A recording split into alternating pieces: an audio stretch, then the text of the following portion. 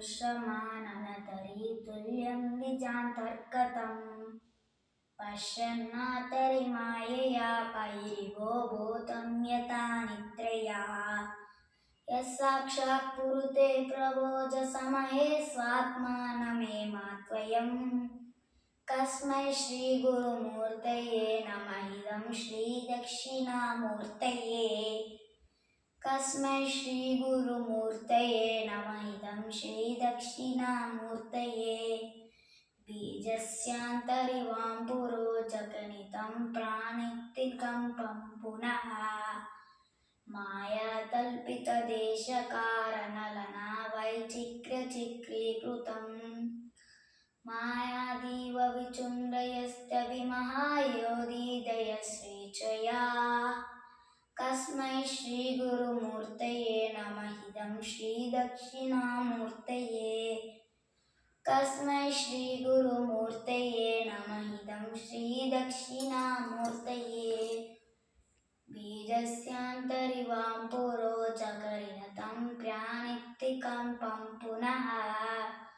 मायाकल्पितदेशकारणलना वैचित्र्यचित्रीकृतम्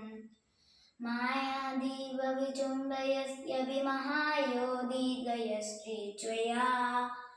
कस्मै श्रीगुरुमूर्तये नमः इदं श्रीदक्षिणामूर्तये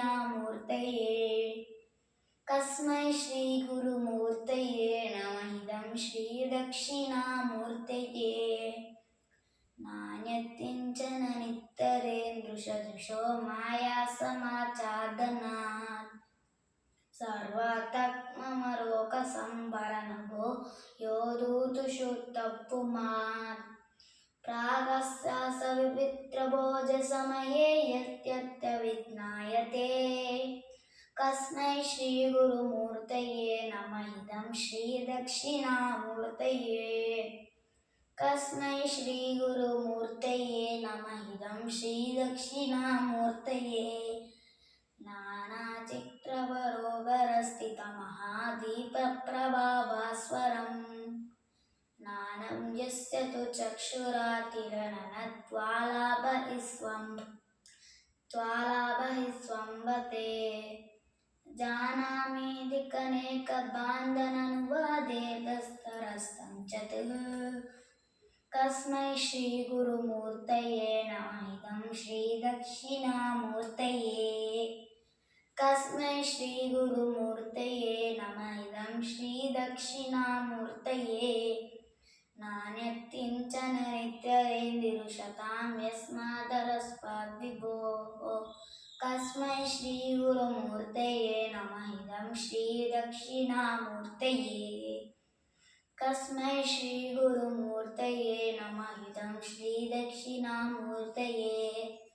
सर्वात्ममतिस्फुटीकृतमिदं यस्मादमुष्मिन्स्वते तीनाशश्रवणातनर्तनननाद्यालाकसङ्कीर्तनात् सर्वात्ममहाविभूतिसरितं स्यादीश्वरः सन्ततः